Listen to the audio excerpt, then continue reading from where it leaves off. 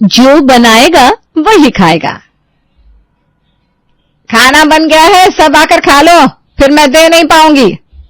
हाँ हाँ, अरे मैं भी आ रहा हूँ, मुझे भी कॉलेज जाना है, मैं खा लेती हूँ। सभी टेबल पर खाने के लिए आ जाते हैं और भिंडी की सब्जी और रोटी खा लेते हैं। कैसा बना है खाना? बहुत स्वाद है, तुम जो भी बनाओ मेरे लिए तो अमृत है। ठीक ही है मम्मी, खाना तो यही पड़ेगा, चाहे जो। अब इस उम्र में मैं बना कर देती हूँ, यही बहुत है। मुझसे अब खाना नहीं बनता, मेरे कमर में बहुत दर्द रहता है, घुटने से चला नहीं जाता। शुगर मुझे, बीपी मुझे, थायराइड मुझे, फिर भी बना के दे रही हूँ, वो कम है क्या? जो मिल रहा है प्रभु का नाम लेकर खा लो। मम्मी आप बेफिक्र रहो, खा लेंगे हम, अब इतने दिनों से खा रहे हैं ना, चाहे तुम जो भी दे दो।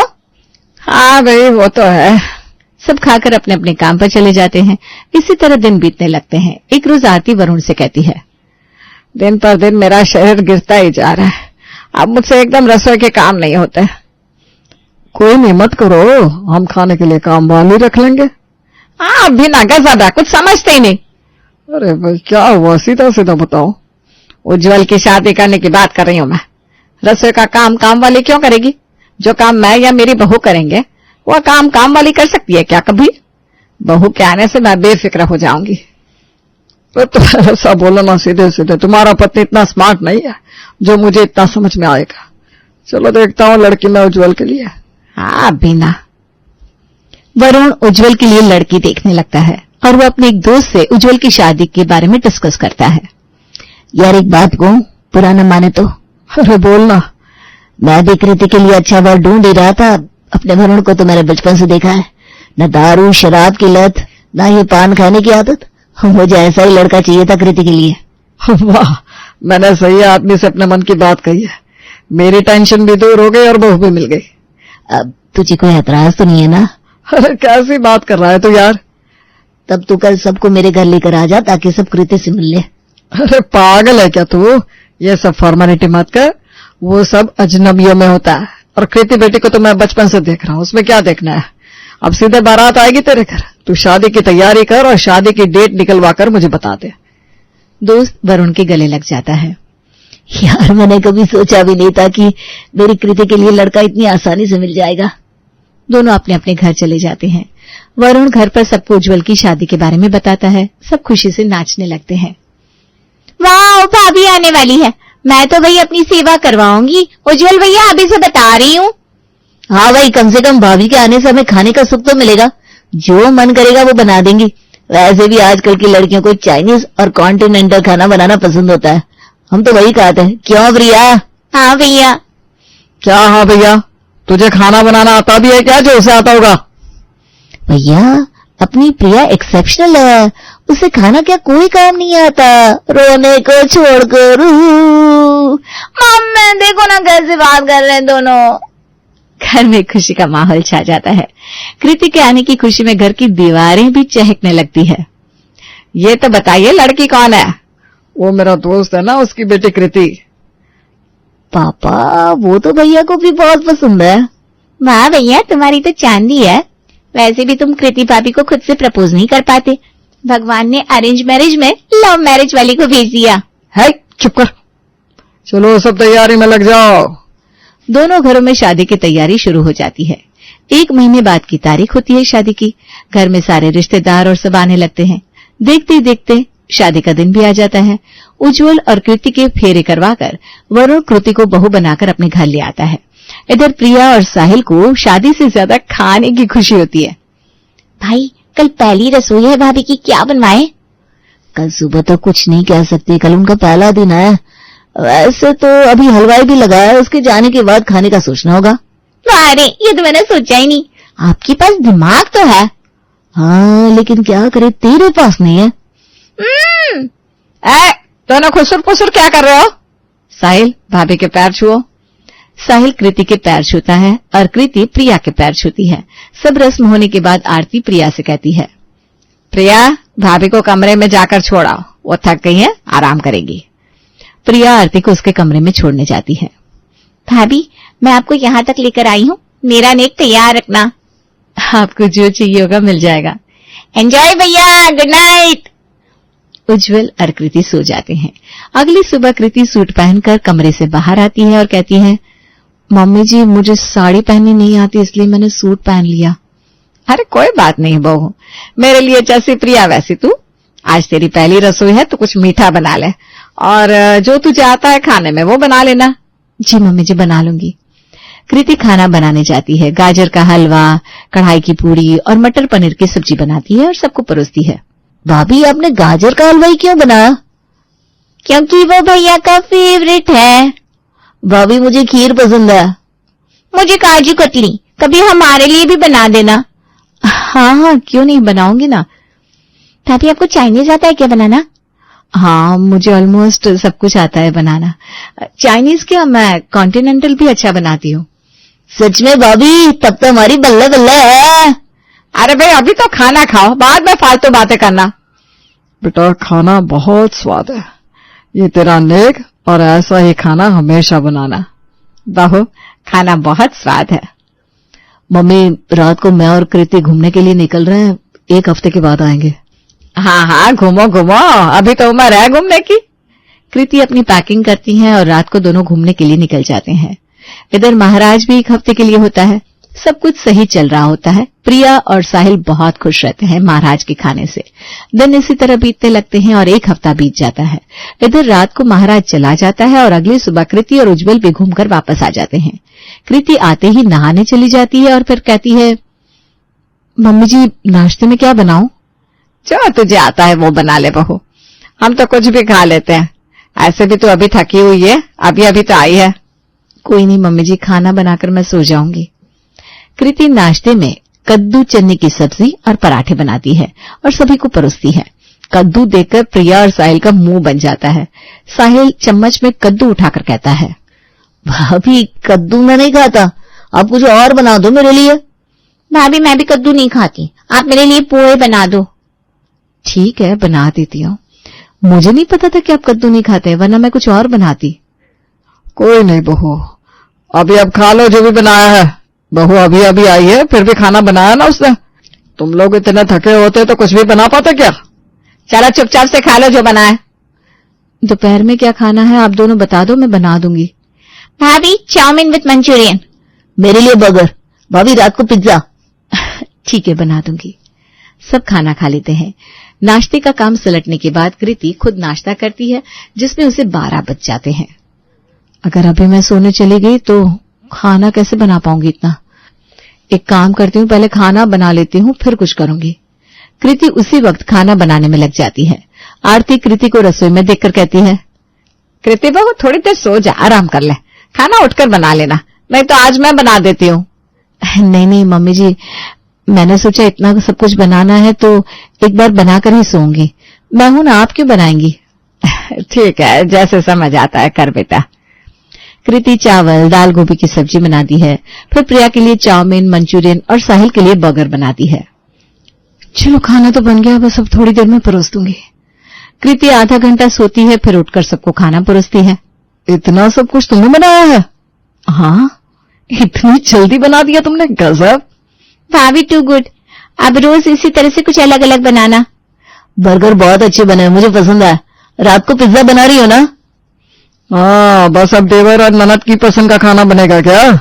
आज सुबह से तू ऐसे ही लगी है, रात को सीधा खाना बना देना, इतना अड़ंगा करने की जरूरत नहीं है। अरे मम्मी, जब प्रिया के लिए चाउमीन और मंचूरियन बना तब कुछ कहा क्या आपने? तो तेरे लिए भी तो बर्गर बने ना। अब आज कुछ और नहीं बनेगा, बस वो आराम करेगी। कृति खा पीकर आराम करने चली जाती है। इसी तरह दिन बीतने लगते हैं। अब रोज साहिल और प्रिया की फरमाइश बढ़ती जाती है और कृति नॉर्मल खाने के साथ साथ नई नई डिशेस भी बनाती है। इधर खाना बनाने में कृति का पूरा पूरा दिन चला जाता और वो उज्जवल को टाइम ही नहीं दे पाती। एक रोज उज्जवल शाम को कृति से कहता है, कृति आज हम कहीं घूमने चलते हैं, बहुत दिनों से कहीं गए नहीं है। अभी कैसे जाऊंगी मैं, अभी तो बहुत कुछ बनाना है, मुझे बहुत काम है। उज्जवल गुस्से में चिल्लाकर कहता है, अरे यार जब देखो काम काम काम, इस घर में मैं भी हूं, कभी मेरे लिए भी सोचो, मुझे भी तुम्हारे साथ वक्त बिताना होता है। तुम क्या खाना बनाने के लिए आई हो या? अरे गुस्सा क्यों हो रहे हो, मेरी बात तो सुनो। नहीं सुनना मुझे कुछ भी। उज्जवल गुस्से में घर से चला जाता है।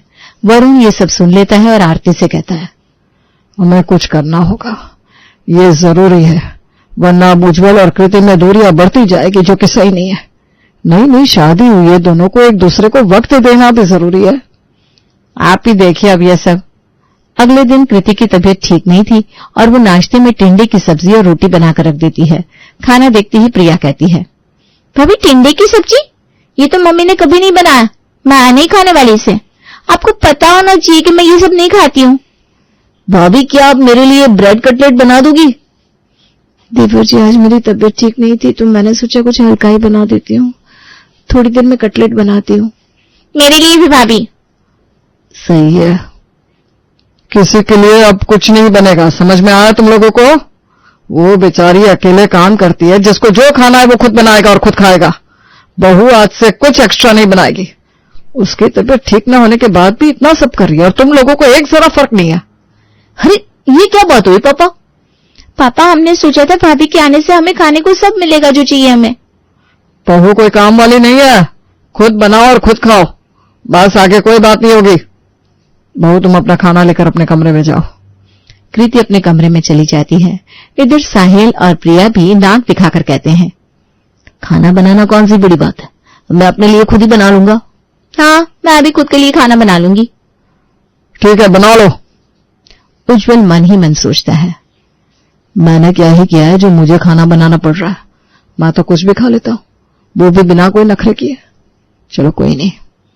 उज्जवल नाश्ता करके अपने कमरे में जाता है और कृति से कहता है, कृति, मुझे माफ कर दो, कल मैंने तुम पर बहुत गुस्सा किया, मुझे ऐसा नहीं करना चाहिए था।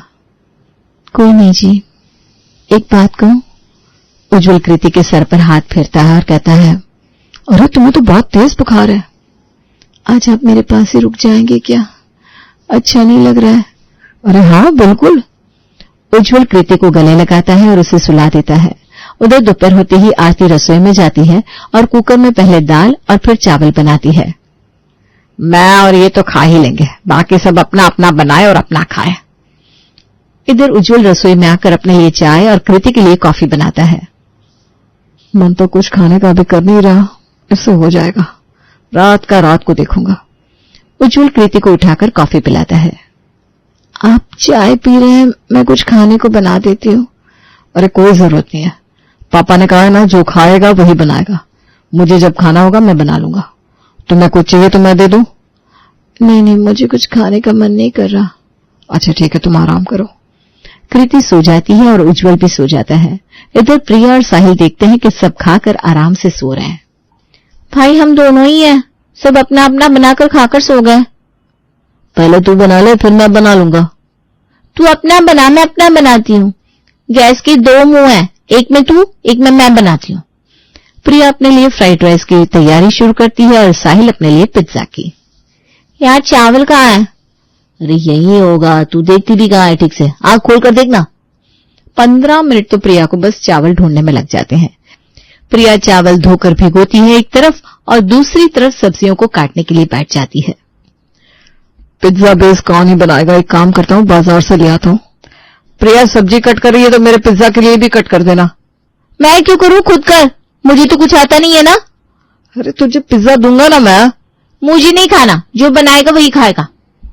साहिल बाजार पिज्जा बेस लेने चला जाता है। प्रिया पानी चढ़ाकर भूल जाती है और पानी खौलकर गिरने लगता है। यार ये खाना बनाना तो बहुत मुश्किल है। प्रिया चावल उबलने चढ़ाती है और कच्चे चावल ही निकाल देती है। इधर साहिल भी आ जाता है और सब्जियां काटने लगता है। एक तरफ प्रिया चावल फ्राई करने के लिए कढ़ाई चढ़ाती है तो दूसरी तरफ साहिल पिज्जा बेस पर सॉस और सब कुछ लगाकर रेडी करता है। प्रिया सब्जियां फ्राई करती है और सब्जी जल जाती है। साहिल हंसने लगता है। यही बनाएगी तू? चुप कर। अवन को भी अभी खराब होना था।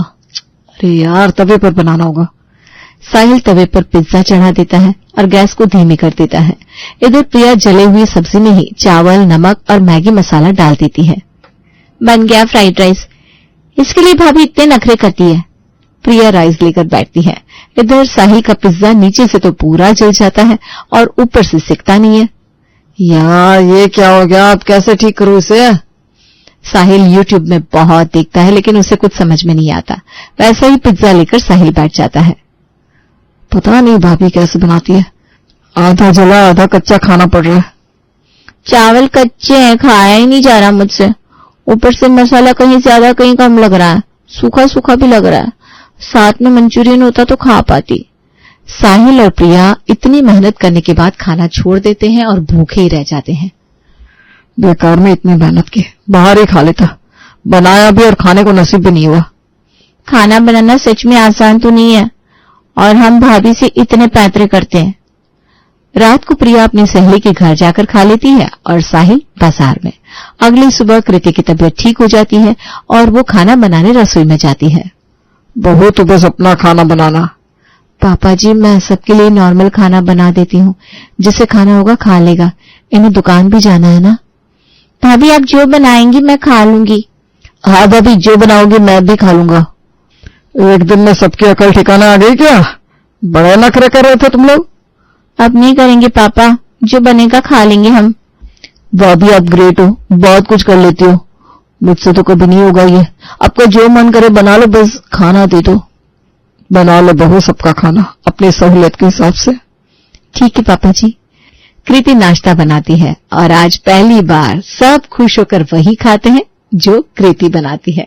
पायल भोली भाली और सीधी सादी लड़की है जिसे ज्यादा दुनियादारी से कोई मतलब नहीं है। बचपन से वही कॉम्प्रोमाइज करती आ रही है। उसके भाई को पढ़ाने के लिए उसे छोटे स्कूल में पढ़ाया गया, फिर भी वो तो खुश रहती है, किसी से कुछ नहीं कहती। जैसे जैसे वो बड़ी हुई उसकी पढ़ाई छुड़ा दी गई ताकि उसके कॉलेज में थोड़ा बहुत जो फीस लगता है वो भी ना लगे। एक रोज सुनीता पायल से कहती है, बेटा अब तेरी शादी कर देंगे, आखिरकार तुझे तो अपना घर ही बसाना है, पढ़कर क्या ही करेगी है? जितना पढ़ना था पढ़ लिया। हाँ माँ, ठीक ही तो कहती हो, शादी में लेकिन आजकल बहुत खर्च होते हैं, इतने खर्च कैसे निकालेंगे? अरे तेरी शादी उसी घर में करेंगे जो दहेज नहीं लेगा, और शादी का खर्च भी खुद करेगा। आजकल लड़कियों की बहुत डिमांड है, दिक्कत तो लड़कों की शादी में होती है। मैं तो सोच सोच के मरी जाती हूँ कि तेरे भाई के पीछे कौन लड़की आएगी। हमारे पास तो उतना कुछ है भी नहीं, इसलिए उसे पढ़ाना जरूरी है। हाँ माँ, कोई बात नहीं, भैया को पढ़ाना ज्यादा जरूरी है। सुनीता और सुमित जब देखो दिन भर यही कहते रहते कि हमारे पास तो कुछ है ही नहीं। एक रोज सुमित अपने कॉलेज से आकर बैठता है और सीधा पायल को सुनाते हुए कहता है, तुम्हारा ठीक ही है पायल, तुम्हें कोई कमाने की टेंशन नहीं है, घर का काम कर लो बस हो गया। तुम्हारे लिए हम कोई लड़का ढूंढ देंगे और तुम्हारी जिंदगी बस फिर आराम से कटेगी। आज मेरा कॉलेज खत्म हो गया है माँ, मैं सीधे काम खोजने वहीं से निकल गया। इतने कम पैसों में काम दे रहे कि क्या बोलूं, बहुत महंगाई का जमाना है। अरे बेटा शांति रख, सब हो जाएगा। ये भी तो हो सकता है कि पायल की शादी बहुत ही अच्छे घर में हो जाए और तेरे जीजा ही तुझे कोई काम करवा दे। हैं? अच्छा अच्छा सोचा कर, सब अच्छा ही होगा। पायल भी तो यही सोचती है ना कि उसका मायका भी अच्छा रहे, तभी तो वो आ सकेगी ना जब उसका मन करेगा, नहीं तो गरीबी में आकर वो बेचारी करेगी क्या। हाँ माँ वो तो है। भैया तुम ये सब टेंशन छोड़ दो और मुंह हाथ धो कर आओ, मैंने तुम्हारी पसंद की चाउमीन मंचूरियन बनाया है। चाउमीन? कितने दिनों के बाद घर में चाउमीन बना है, इतना गरीब सा लगता है माँ की पूछो मत। भैया अब जैसा है हमें वैसा ही रहना होगा, सोच सोच कर अपना माथा मत खराब करो, भगवान पर भरोसा रखो, जिसने अपनी गाड़ी यहाँ तक पार लगाई है वो आगे भी लगा देगा। सुमित फ्रेश होने जाता है और सुनीता पीछे पीछे उसके कमरे में जाती है और कहती है, बेटा तो कुछ ज्यादा ही गरीबी जैसी बात कर रहा है, इतने भी कोई गरीब नहीं है हम, सब कुछ तो है हमारे पास, घर जेवर बैंक बैलेंस। तू इस तरह से क्यों छटपट कर रहा है? वो कौन सा अपना है, सब कुछ तो पापा ने पायल के नाम कर रखा है। 18 साल की होते ही सब उसके नाम हो जाएगा, और बैंक बैलेंस है ही कितना, उसके ब्याज से तो घर चल रहा है, अगर उसे निकाल लिया तो घर चलाना भी भारी हो जाएगा। बेटा तू ऐसे मत कर, सब हो जाएगा, शांति रख, मैं अपना जेवर बेचकर तुझे दुकान खुलवा दूंगी बस। सुमित फ्रेश होकर चाउमीन और मंचूरियन खाकर सोने चला जाता है, लेकिन उसके दिमाग में कुछ कुछ चलने लगता है। वो सोचता है, पायल 18 साल की हो कि फौरन उसकी शादी करवा देनी चाहिए, वरना उसे ज्यादा कुछ पता चला तो कहीं वो अपना हिस्सा लेने ना आ जाए। सुमित तुरंत उठता है और उसी वक्त शादी.com में पायल की प्रोफाइल बनाकर लड़के देखने लगता है। अगले दिन सुनीता भी पायल का बायोडेटा और फोटो बनवाकर अपने कुछ जान पहचान वाले को देते हुए कहती है, देखो कोई ऐसा लड़का बताना जो 1 भी रुपया ना ले और कोर्ट मैरिज के लिए राजी हो जाए, हमारे पास देने के लिए ज्यादा कुछ नहीं है। तू बेफिक्र रह, आजकल आराम से ऐसे लड़के मिल जाते हैं जो 2 जोड़ी में ही लड़की को ले जाए। इधर आलोक, जो कि पायल के स्कूल में उसका सीनियर रहता है, उसे छुप छुप कर प्यार करता है। उसे जैसे ही पता चलता है कि पायल के लिए उसके घर वाले लड़का देख रहे हैं, तो वो सारी बातें अपनी माँ चंचल को बता देता है और चंचल आलोक का रिश्ता लेकर सुनीता के घर पहुंच जाती है। बहन जी, हमें कुछ नहीं चाहिए, बस अपनी बेटी को 2 जोड़े में विदा कर दीजिए। हमें कोई ऐतराज नहीं है, हमें पायल बहुत पसंद है। आप हमारे आलोक को चाहे तो देख सकती हैं। अरे बहन जी, हम तो कोर्ट मैरिज करेंगे, हमने तो यही सोचा है। अरे मुझे कोई आपत्ति नहीं है। लड़के को क्या देखना, हमें जैसा चाहिए था वैसा मिल गया, और क्या चाहिए। फिर भी आप लड़की की माँ हैं, एक बार आप देख लो। अरे देखना क्या है, हम कल ही कोर्ट मैरिज के लिए अप्लाई कर देते हैं, वही लड़के को देख लेंगे। हमारी पायल ना बहुत सीधी सादी है, कहीं भी एडजस्ट हो जाएगी। ठीक है, फिर चलते हैं, हम कोर्ट में मिलते हैं। अगले ही दिन सुमित कोर्ट में दोनों की शादी के लिए अप्लाई कर देता है और आलोक से मिल लेता है। 1 महीने के बाद दोनों की शादी हो जाती है और बिना कुछ दिए ही पायल को घर से विदा कर देते हैं। आलोक कोर्ट मैरिज के बाद एक रिसेप्शन पार्टी देता है जिसमें सुमित और सुनीता भी आते हैं। माँ, पार्टी तो अच्छी खासी रखी है जीजू ने।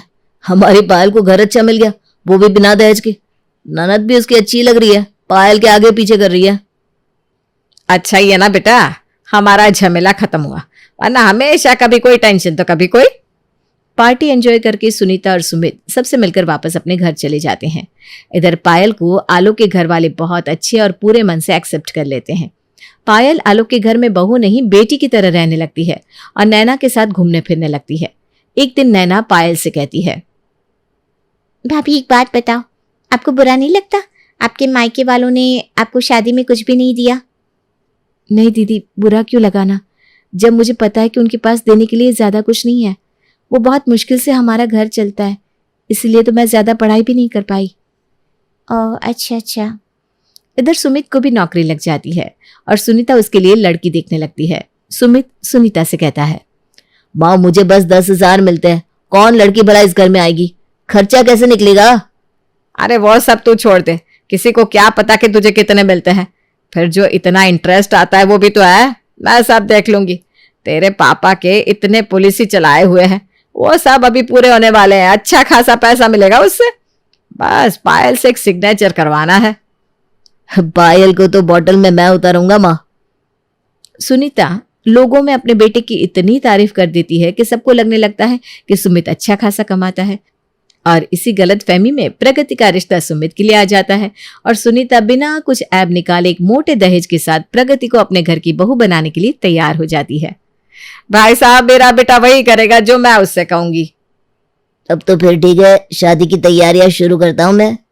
प्रगति और सुमित की शादी का न्योता पायल के ससुराल जाता है। चंचल नैना से कहती है, नैना, एक बात मुझे हजम नहीं हो रही। क्या मम्मी? तूने देखा, पायल की शादी में इन लोगों ने एक फूटी कौड़ी भी नहीं दी और अभी बेटे की शादी इतनी बड़ी जगह कर रहे हैं। वही ना मम्मी, मुझे तो दाल में कुछ काला लगता है। भाभी के साथ इन लोगों ने धोखा किया है, लेकिन ये बात भाभी को समझ में ही नहीं आती। देखते हैं शादी कैसे होती है, फिर मैं भी कोई कम नहीं हूं, अपने बेटे बहू का हक नहीं जाने दूंगी। ठीक है मम्मी। सुमित की शादी का दिन आ जाता है। पायल शादी के 15 दिन पहले ही मायके चली जाती है और शादी वाले दिन नैना, चंचल और आलोक वहां पहुंचते हैं। शादी बहुत अच्छे से होती है। शादी के बाद प्रगति सुमित के घर आ जाती है। मुंह दिखाए के वक्त चंचल सुनीता से कहती है, समधन जी, बहू तो सुंदर लाई हो। प्रगति के आने से ही आपके घर की प्रगति होने लगी। आपके मुंह में घी शक्कर, बहू मैं ढूंढ के भी तो लाखों में एक लाई हूं। बहुत बढ़िया समधन जी, अब हम चलते हैं। पायल को आप लोग कल भेज दीजिएगा। अरे आप लोग भी रुक जाते समधन जी, कल सुमित नई गाड़ी ले रहा है ना, तब सब साथ में ही चलते हैं। ये तो अच्छी बात है, भगवान करे सुमित बहुत तरक्की करे। लेकिन समधन जी, घर भी तो देखना है। हाँ, हम चलते हैं, आप अपनी बेटी को आराम से भेज देना, हमें कोई हड़बड़ी नहीं है। चंचल, आलोक और नैना वापस आ जाते हैं, लेकिन जाते वक्त सुनीता उन लोगों को कुछ भी नहीं देती। घर आकर नैना आलोक से कहती है, भैया तुम्हारे ससुराल वाले तो बहुत गजब के, मुझे और मम्मी को कुछ नहीं दिया, समझ में आता है, लेकिन आपको नहीं दिया, ये थोड़ा अजीब नहीं लग रहा? ऐसा कुछ नहीं है, मेरी शादी के बाद सुमित कमाने लगा है और शादी में उसके इतने खर्चे हैं कि मुझे क्या ही देगा वो, अपनी बहन को देगा वही काफी है। आलोक वहां से चला जाता है। चंचल नैना से कहती है, नैना, तुम आलोक से कुछ मत कहा करो, उसे ये सब कहाँ समझ में आएगा। पायल को ही हमें समझाना होगा। पहले देखे तो उसकी माँ उसे क्या देकर भेजती है। वही ना मम्मी। उधर अगले दिन सुमित नई गाड़ी खरीद कर लाता है और सुनीता कहती है, बहू के कुमकुम पैर तो नई गाड़ी पर ही पड़ने चाहिए। प्रगति के आने से ही सब कुछ अच्छा होने लगा अपने आप। बहू तू तो लक्ष्मी है हमारे लिए, क्या पायल? हाँ भाभी। भैया, भाभी को उठाओ ना। सुमित प्रगति को कुमकुम भरे पैर से उठाता है और गाड़ी में उसके पैरों के निशान लेता है। चलिए दीदी, अब हम लोग गाड़ी से एक राउंड लेकर आते हैं। सुमित, पायल, सुनीता और प्रगति को लेकर घुमाने निकल जाता है। फिर रास्ते में रुककर सब आइसक्रीम खाते हैं। आइसक्रीम खाने के बाद सुमित कहता है, ओ शिट, माँ मैं तो पर्स घर पर ही भुलाया हूँ, अब क्या करूँ, पैसे कहाँ से दूं? अरे भैया कोई बात नहीं, मैं ऑनलाइन पे कर देती हूँ, तुम इतनी चिंता क्यों कर रहे हो, मैं हूं ना साथ में। नहीं वो बात नहीं है, तुम क्या सोचोगी कि भैया ने आइसक्रीम के भी पैसे ले लिए? क्या भैया, कैसी बात कर रहे हो, 2 पल में मुझे पराया कर दिया ना आपने। पायल पैसे दे देती है और सब वापस घर चले आते हैं। अगले दिन पायल सुनीता से कहती है, मम्मी अब मैं भी अपने ससुराल चलती हूँ, आए हुए बहुत दिन हो गए ना। हाँ बेटा, आज चली जाना, सुमित तुझे गाड़ी से छोड़ आएगा। वो मैं सोच रही थी कि तेरे भाई की शादी के नाम का तुझे कुछ सोने का बनवा दूंगी, लेकिन क्या करूं, पैसे ही नहीं जुटे। सबको मैं दिखा रही हूं कि हम कितने पैसे वाले हैं, लेकिन मेरा मन जानता है ना हम कितने पैसे वाले हैं। अरे बेटा, तेरे भाई ने तो गाड़ी भी लोन पर उठा ली है। मम्मी लोन की क्या जरूरत थी, जो है उतना ही काफी है, उसी में गुजारा करना चाहिए ना। अरे तू समझती नहीं है बेटा, बहू को लगना नहीं चाहिए कि घर में कोई कमी है, वरना तू तो जानती है ना कोई भी लड़की ये आजकल जैसे तैसे गरीब घर में रहना नहीं चाहती। तेरे भाई का घर बसाना जरूरी था, मैंने बहुत कोशिश की कि कुछ पैसा बच जाए तो तुझे कुछ दे दूंगी, लेकिन क्या करूं। कोई बात नहीं मम्मी, मुझे किसी चीज की कमी नहीं है ससुराल में, तुम टेंशन ना लो। मैंने यही तेरे भाई से कहा था कि पायल को नहीं भी देंगे ना कुछ तो भी उसे कोई दिक्कत नहीं होगी, लेकिन उसे ना तेरी बहुत टेंशन हो रही थी, अब क्या बोलूं। कुछ नहीं मम्मी। सुनीता पायल को 500 का नोट देती है और सुमित उसे उसके ससुराल छोड़ आता है। ससुराल पहुंचते ही नैना उसकी ओर भागती हुई आती है। भाभी, मायके से भाई की शादी का क्या मिला? प्रगति के मायके से तो आपके कपड़े आए होंगे। भाभी आपके घर में तो 2 फंक्शन थे, एक तो शादी, ऊपर से गाड़ी, मोटा माल लाई होगी। अरे नहीं नहीं दीदी, ऐसा कुछ नहीं है, शादी में पहले ही इतना खर्च हो गया था तो मैंने मना कर दिया मम्मी को कुछ देने से। आप ही बताओ, भैया ने गाड़ी लोन पे ली है तो कैसे ही मुझे कुछ दे पाते।